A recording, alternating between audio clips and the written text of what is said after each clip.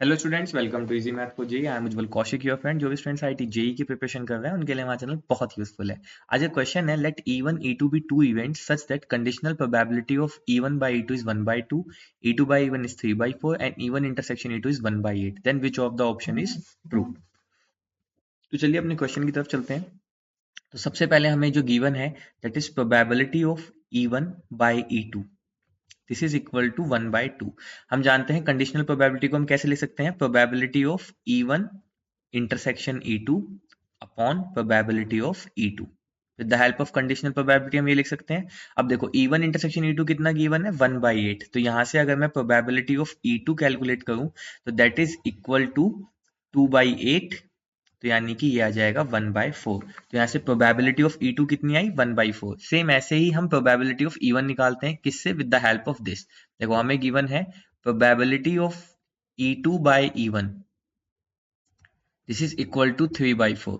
तो हम again conditional probability use करते हैं, तो this is E2 intersection E1 upon probability of E1 and this is equal to 3/4।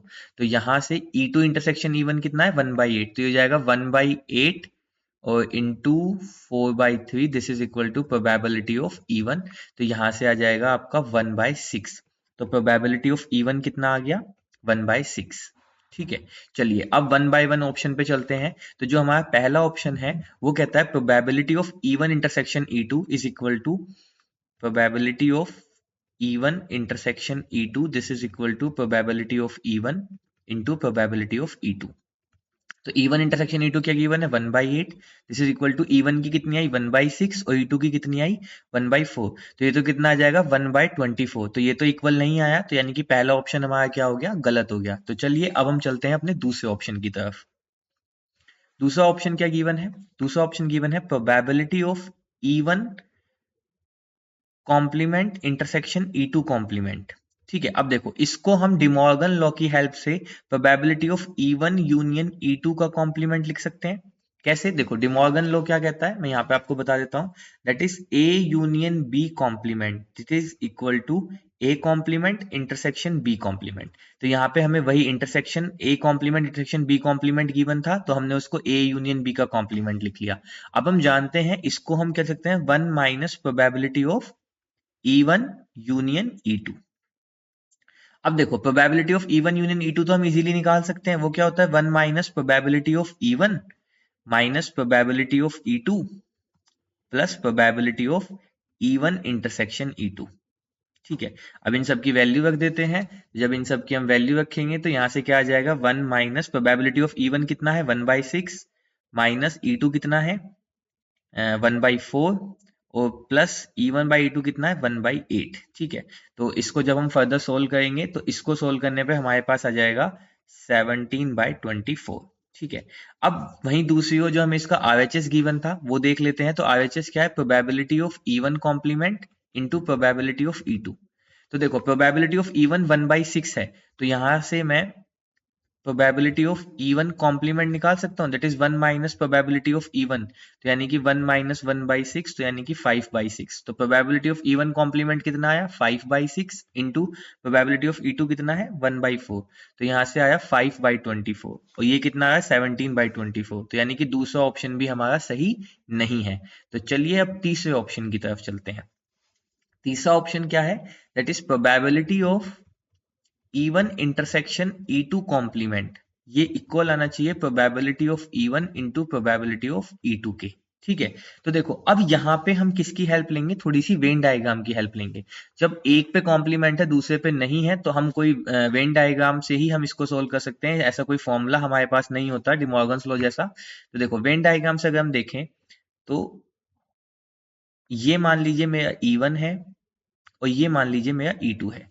अब मुझे रीजन कौन सा चाहिए, E1 इंटरसेक्शन E2 कॉम्प्लीमेंट। तो सबसे पहले मैं E1 को हाईलाइट कर देता हूं। तो E1 मतलब ये वाला, ये हो गया मेरा E1।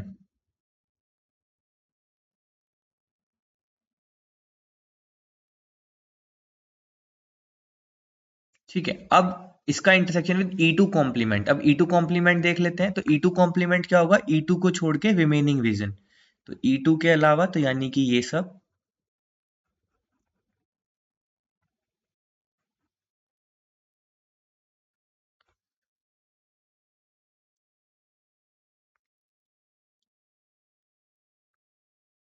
तो देखो ये हुआ जो मैंने स्काई ब्लू से डिनोट किया, ये हुआ E2 कॉम्प्लीमेंट। अब मुझे इनका इंटरसेक्शन लेना था, तो अब आप लोग समझ गए होंगे इंटरसेक्शन में क्या आ रहा है, जो मेरा पार्ट ग्रीन हो गया वो मेरा इंटरसेक्शन में आ रहा है। तो इस पार्ट को मैं कैसे लिख सकता हूं, इसको मैं कुछ इस तरह से लिखता हूं कि E1 में से अगर मैं probability of E1 minus probability of E1 intersection E2, ठीक है। देखो E1 लिया मैंने पहले पूरा, और उसमें से उसका इंटरसेक्शन यानी कि ये वाला पार्ट मैंने निकाल दिया येलो वाला, तो मेरे पास ये ग्रीन वाला पार्ट रह गया। तो मैं LHS को कुछ इस तरह से लिख सकता हूं, and this is equal to probability of E1 जो राइट हैंड पे है इनटू प्रोबेबिलिटी ऑफ E2। ठीक है, तो देखो अब प्रोबेबिलिटी ऑफ E1 कितना था 1/6 माइनस E1 इंटरसेक्शन E2 कितना था, गिवन था में शायद 1/8 था, हाँ 1/8 is equal to probability of E1 1/6 into probability of E2 1/4। इसको सोल्व करते हैं तो यहां से हम 24 ले लेते हैं, तो 6 4 जा 8 3 जा and this is equal to 1/24। तो 1/24 इज इक्वल टू 1/24। तो LHS और RHS में दोनों सेम आए हैं, तो यानी कि ऑप्शन 3 मेरा सही आंसर होगा। तो एग्जाम में तो हम सीधा ऑप्शन 3 को टिक करके आगे निकल जाएंगे, बट क्योंकि अभी हम यहाँ पे डिस्कस कर रहे हैं क्वेश्चन, तो हम ऑप्शन 4 पे भी जरूर चर्चा करेंगे। तो ऑप्शन 4 क्या है, probability of E1 complement intersection E2। चलो, तो probability of E1 complement intersection with E2 and this is equal to probability of E1 into probability of E2। Again क्या करते हैं, हम फिर से वेन डायग्राम की हेल्प लेते हैं। तो मैं पहले ये कलरिंग हटा देता हूं, ठीक है। तो ये हो गया, ठीक है। अब मुझे क्या निकालना है, E1 कॉम्प्लीमेंट इंटरसेक्शन E2। तो पहले मैं E1 कॉम्प्लीमेंट को हाईलाइट कर देता हूं। तो E1 कॉम्प्लीमेंट मतलब ये सारा पार्ट, ये पार्ट है मेरा E1 कॉम्प्लीमेंट।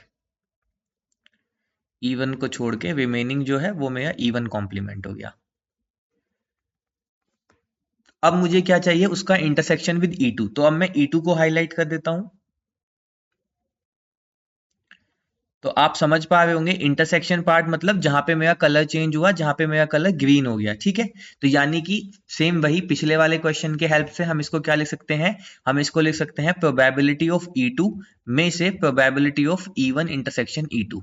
ठीक है, इस ग्रीन वाले पार्ट को मैं कैसे बता सकता हूं, पहले मैंने पूरा E2 लिया और E2 में से ये वाला पार्ट इंटरसेक्शन वाला पार्ट हटा दिया, तो मेरे पास ये पार्ट बच गया। This is equal to E1 कितना है 1/6, E2 है 1/4। अब देखो प्रोबेबिलिटी ऑफ E2 कितना है 1/4 माइनस E1 इंटरसेक्शन E2 कितना था 1/8। हाँ, दिस इज इक्वल टू 1/24।